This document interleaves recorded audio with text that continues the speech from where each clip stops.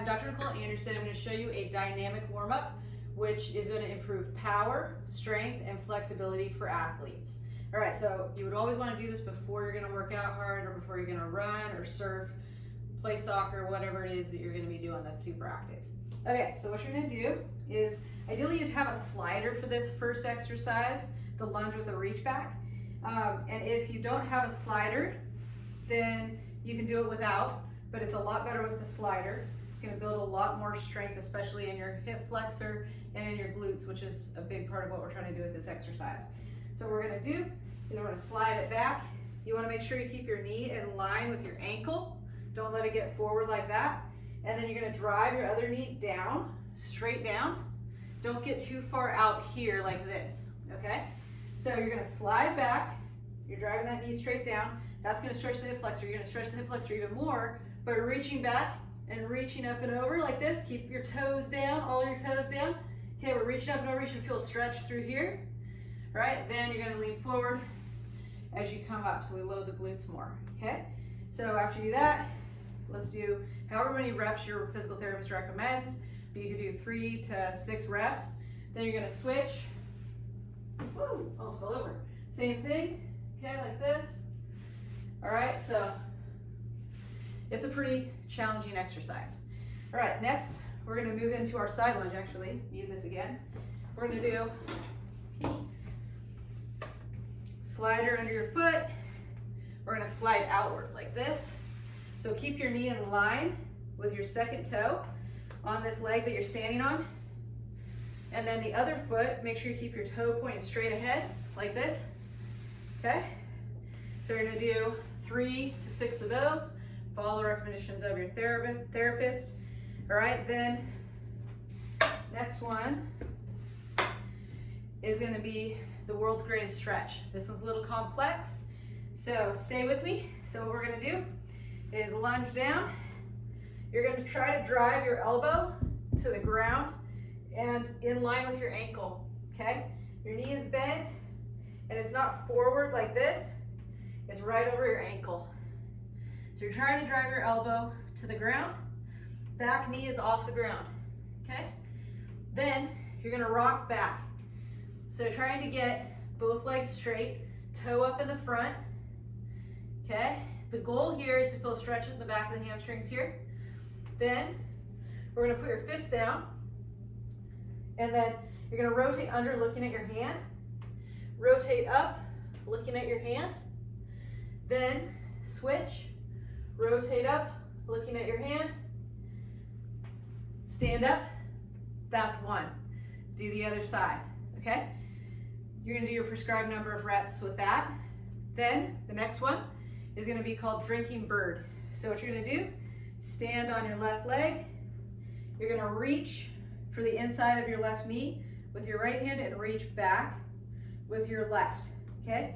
Now, if you have the flexibility, your ultimate goal is to get all the way down to touching your toe, keeping your knee not locked but straight, and your back should be staying straight. So if you don't have the flexibility to touch the ground without bending your back, then just reach part way like that. So the other leg's coming up in the back. Do the prescribed number of reps. 3 to 6 is good. 6 is better than 3 if you have enough strength to do that. Follow the recommendations of your therapist. With all of these, you might want to do 2 times through on it. Okay, so then the next one, we call this Superman with a reach to the counter. So you're going to reach for like the back of a chair or a counter. Okay, and then you're going to push down on the countertop or the back of the chair. Keep all your toes down. Pull back to get a stretch through the lats. And see how I'm keeping my back flat? What your body's going to want to do is this. All right? So if you look at your pelvis, by looking down, you can see if it's staying straight. So use that to make sure you're doing it right. And then you're going to lift your hands off and use your leg to lift you back up. Okay? So we'll do that one. Then we have the inchworm.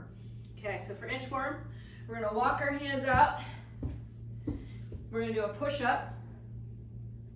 Walk our feet to our hands, driving your heels to the ground.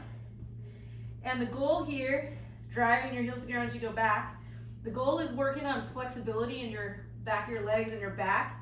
So the goal is not to get your feet to your hands as much as it is to drive your heels to the ground and go as far as you can, keeping your heels driving to the ground, and then go back.